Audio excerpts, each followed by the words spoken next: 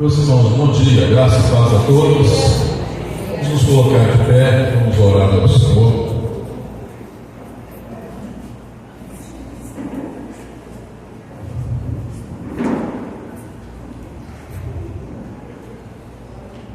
Palavra de Deus no livro de Provérbios, no capítulo 3, nos versos 1 e 2, nos dizem assim: Filho meu, não te esqueças dos meus ensinos, e o teu coração guarde os meus mandamentos, porque eles aumentarão os teus dias e te acrescentarão anos de vida e paz. Vamos ver juntos ali no Dado Show? Filho meu, não te esqueças dos meus ensinos, e o teu coração guarde os meus mandamentos, porque eles aumentarão os teus dias e te acrescentarão anos de vida e paz. Nós vamos orar ao Senhor. Eu quero pedir a irmã Luzmar para que esteja orando para nós, pedindo a bênção ao Senhor. Vamos louvar ao Senhor. Vem, Senhor, minha vida oferecer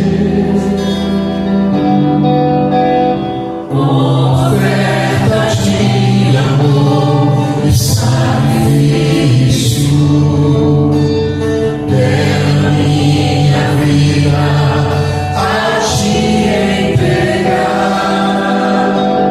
oferta viva em teu altar. Vem, Senhor, minha vida oferecer.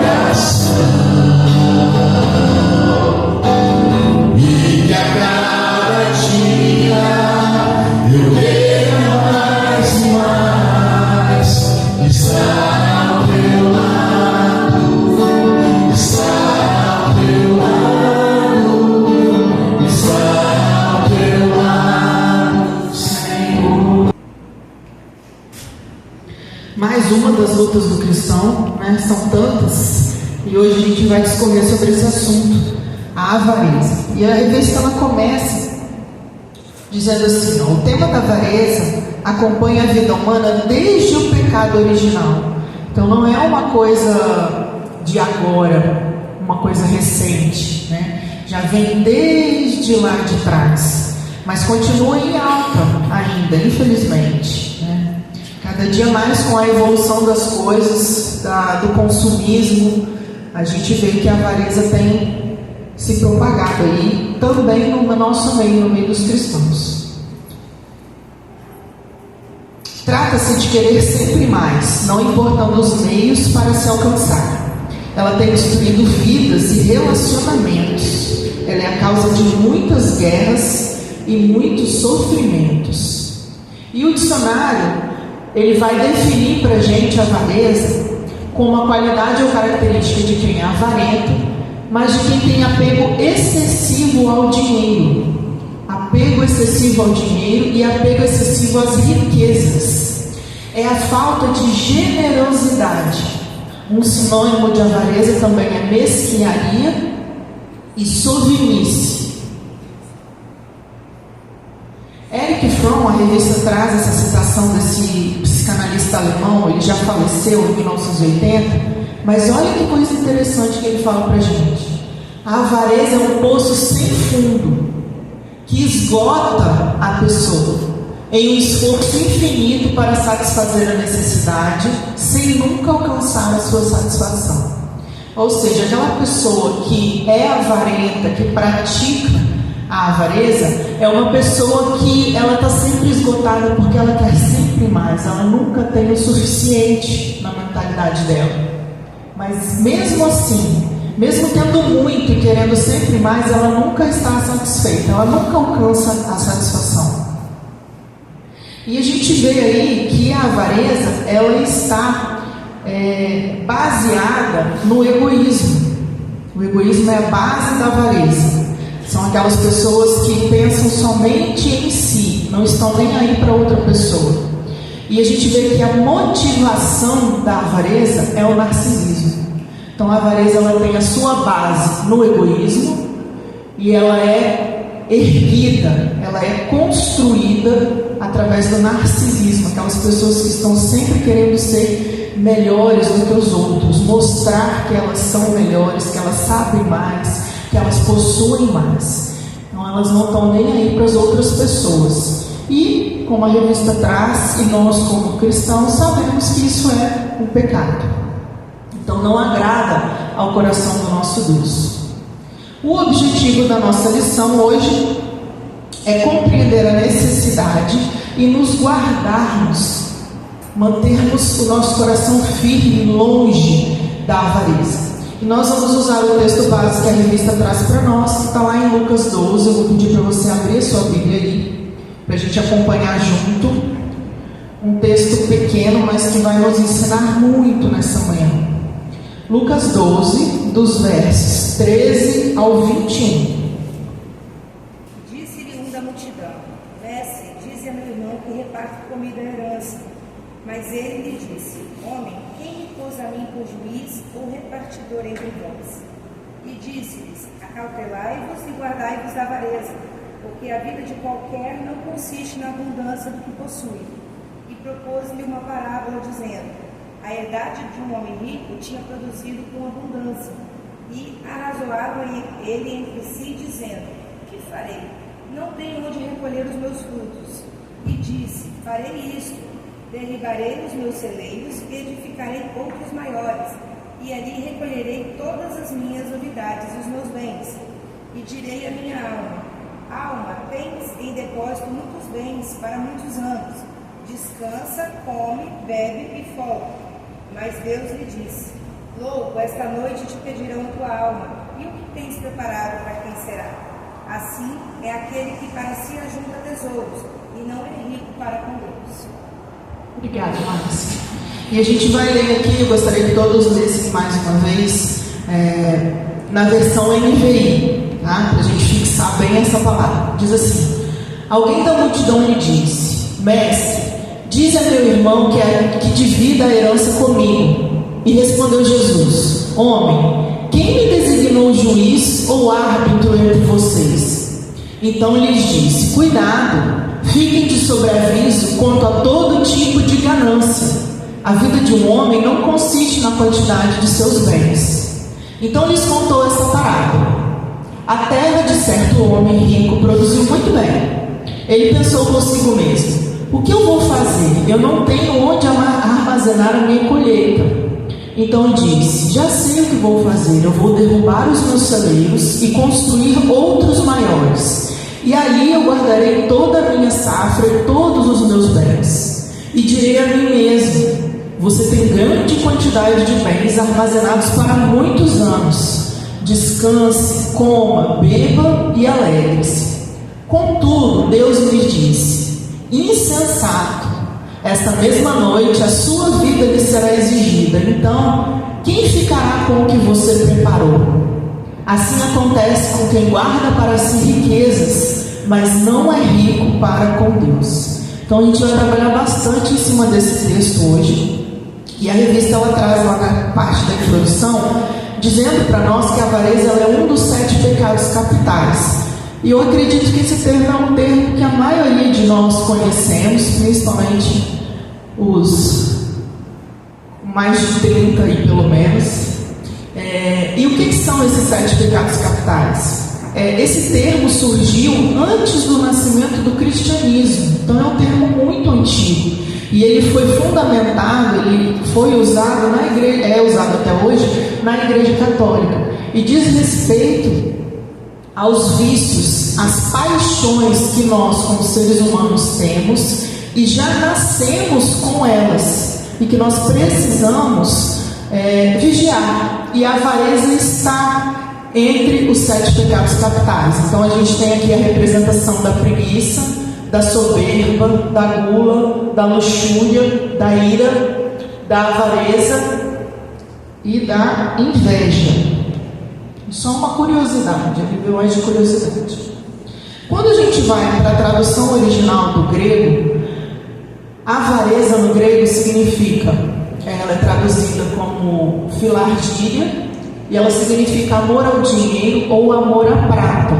Quando a gente lê no texto, na Bíblia, a palavra filardília, que para nós é traduzida como avareza, a gente sempre vai ver ligado ao amor ao dinheiro e amor à prata. Olha o que Eclesiastes falou lá em 5, verso 10. Quem ama o dinheiro jamais terá o suficiente. Quem ama as riquezas jamais ficará satisfeito com os seus rendimentos.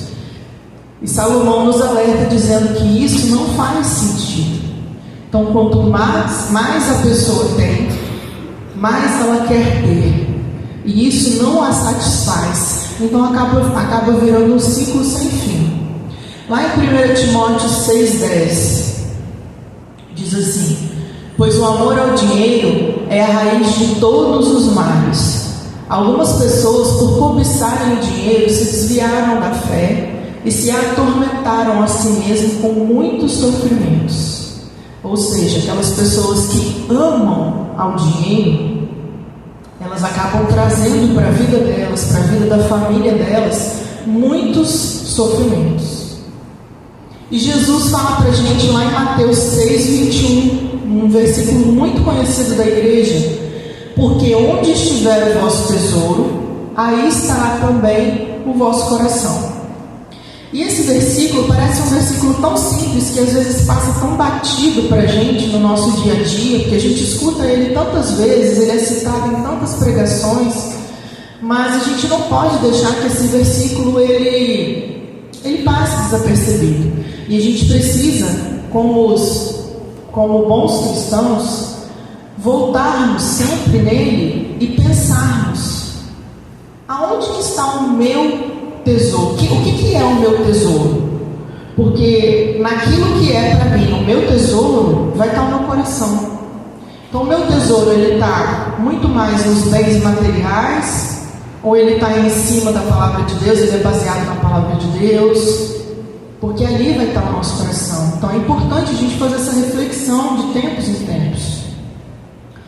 John Piper, ele vai dizer assim, o movimento do seu dinheiro significa o movimento do seu coração. Onde o seu dinheiro vai, para onde você coloca o seu dinheiro, aquilo que você compra, aquilo que você doa, aquilo que você investe financeiramente, é para onde o seu coração está indo.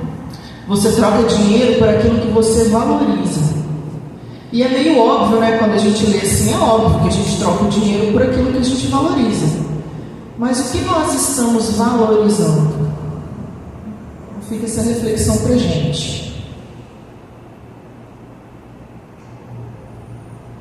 Lá na revista, na página 14, nessa primeira parte, ainda dentro do tópico 1, diz assim: a avareza está presente na religião, principalmente na conduta dos falsos mestres.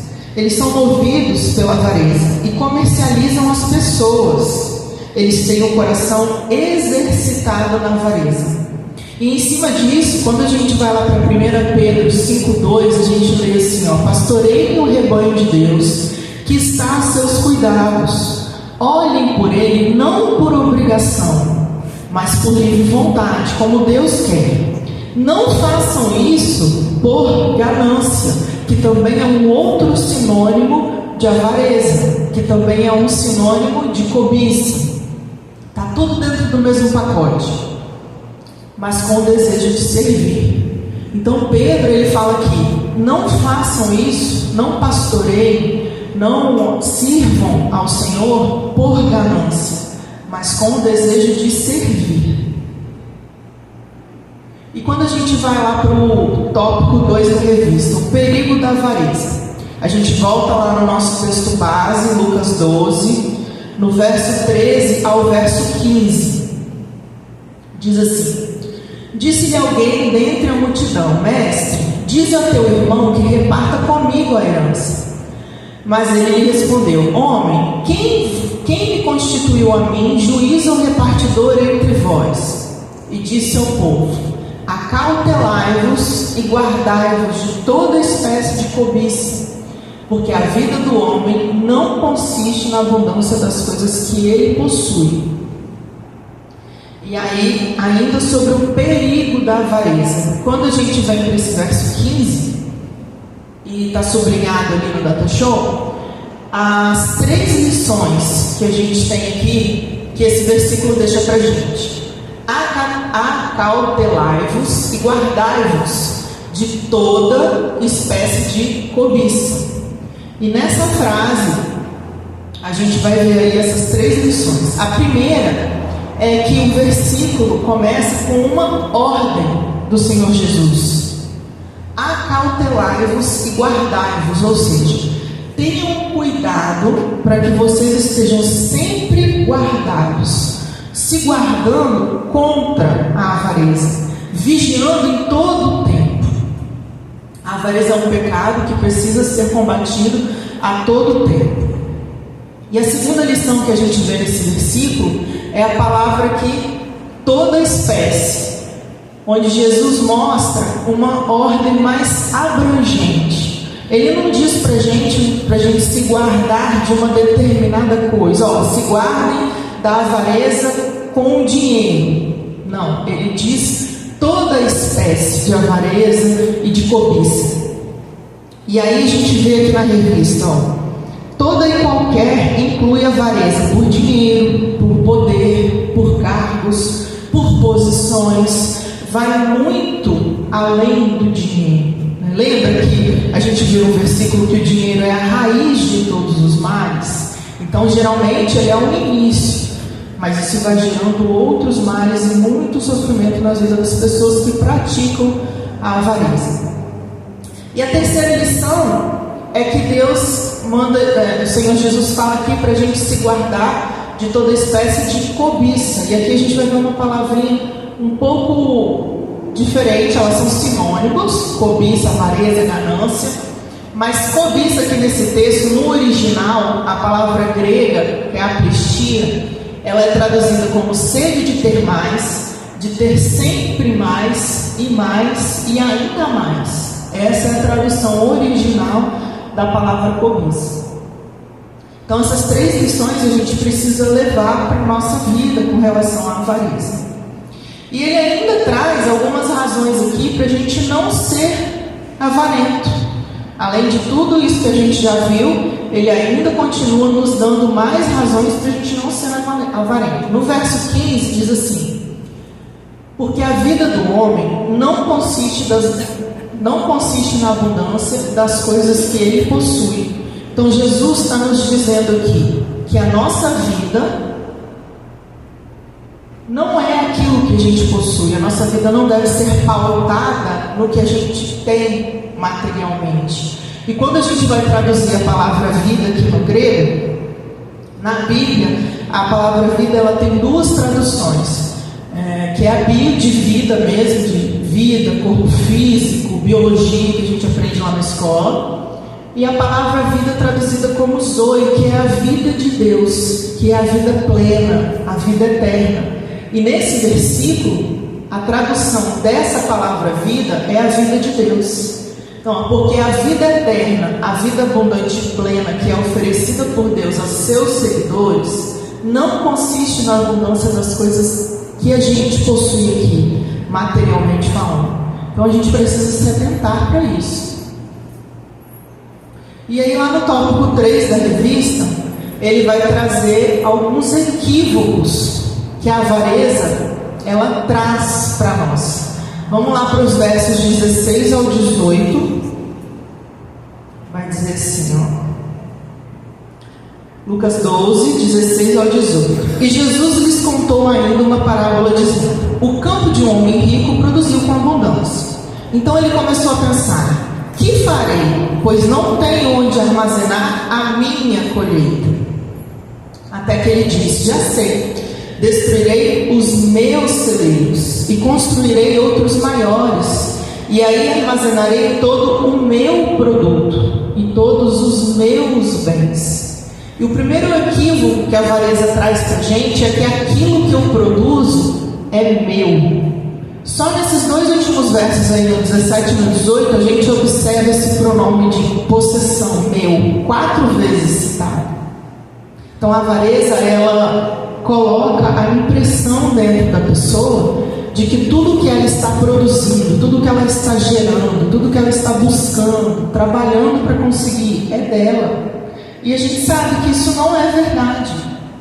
Lá em Salmos 24:1 vai dizer assim: do Senhor é a terra e a sua plenitude. Ou seja, do Senhor é a terra e tudo que é na terra não é nosso, não é meu, é do Senhor. Então essa é uma falsa impressão que a avareza traz para a gente. Uma segunda falsa impressão é de que as coisas materiais, elas podem satisfazer a necessidade da nossa alma. E isso a gente vê hoje diariamente nas propagandas de televisão, nas propagandas da internet. Tudo isso é voltado para quando a gente olha algum produto, alguma propaganda, para a gente achar que aquilo ali, se a gente adquirir aquele bem, aquela riqueza, aquilo vai trazer satisfação para a nossa alma. Mas não é bem assim. Vamos ler lá o verso 19. Diz assim: então direi à minha alma: você tem em depósito muitos bens para muitos anos, descanse, coma, beba e aproveite a vida. Quando a gente vai lá para João 6, 48 ao 50, a gente vê que Jesus é o pão da vida.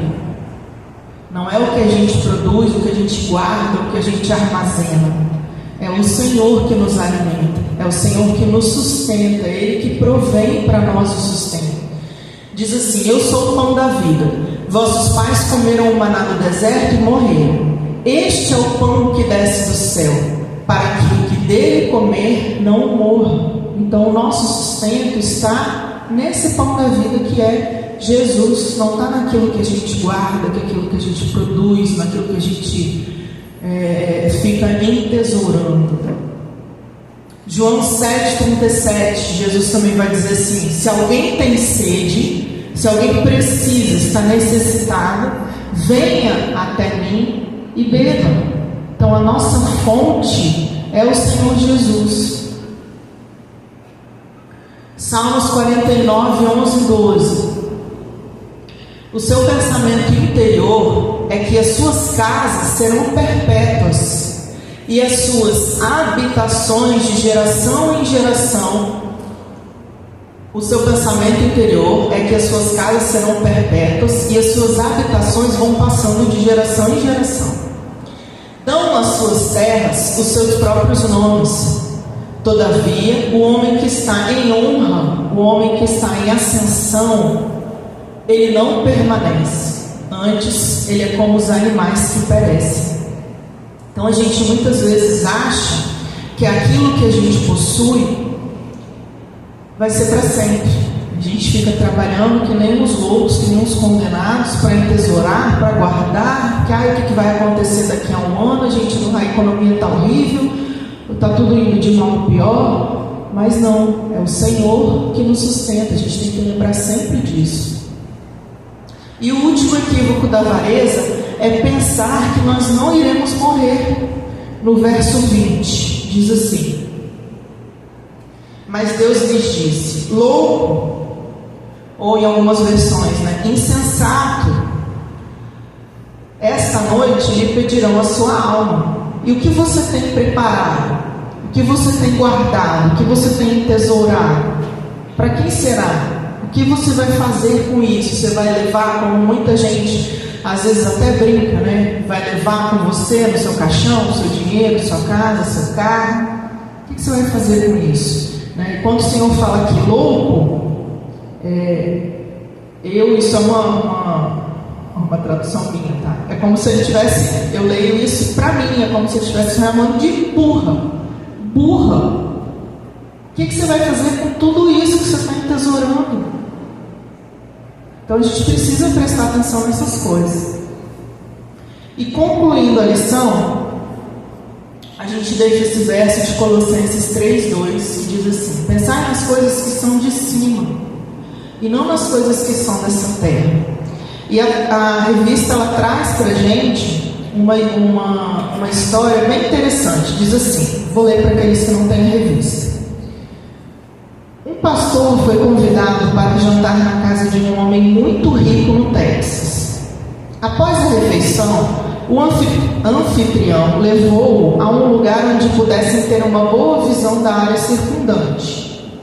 Apontando para os poços de petróleo, ele se gabou: 25 anos atrás eu não tinha nada.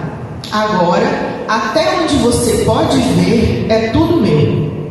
Olhando na direção oposta dos seus campos de cereais, ele disse: isso é tudo meu. Virando para o leste, em direção a enormes rebanhos de gado, ele se gabou: eles são todos meus. Então, apontando para o oeste e uma linda floresta, ele exclamou: isso também é tudo meu. Ele fez uma pausa, esperando que o pastor o elogiasse em seu grande sucesso. E o pastor, no entanto, colocando uma mão no ombro do homem e apontando para o céu com a outra, simplesmente disse: quanto você tem nessa direção? O homem olhou fixamente por um momento e depois abaixou a cabeça e confessou: eu nunca tinha pensado nisso.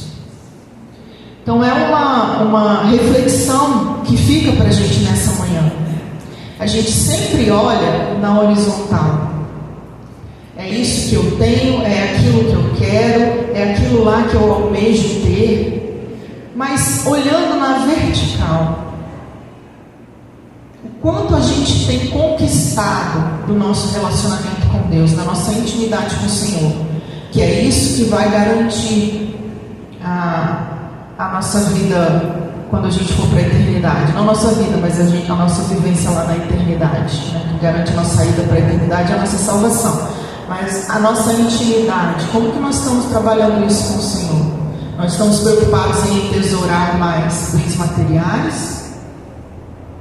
Ou mais vida de oração, vida de palavra, generosidade? Essa palavra fala muito, essa lição falou muito comigo com relação à mordomia, que é um assunto que eu também gosto muito de falar aqui. Somos nós como mordomos do Senhor. Como nós temos sido como mordomos do Senhor? Com aquilo que Ele tem nos entregue e deixado para nós cuidarmos. Porque como a gente viu, nada disso aqui é nosso. Nada do que a gente constrói, trabalha, compra, adquire é nosso. Nós estamos cuidando para o Senhor. Nós somos mordomos dele. Então, uma lição que fala aí também sobre a avareza, mas tem um contraponto da generosidade. Geralmente as pessoas que são avarentas, elas não são pessoas generosas. Elas não são pessoas que investem no reino de Deus. Elas não são pessoas que olham para frente e veem a necessidade do outro, que às vezes está sentado no banco do nosso lado dentro da igreja. E a gente não pensa nessas coisas, a gente só pensa em entesourar, que eu tenho que deixar para o meu filho, que eu tenho que deixar para o meu neto. Amém? Alguém tem alguma observação? Pode encerrar.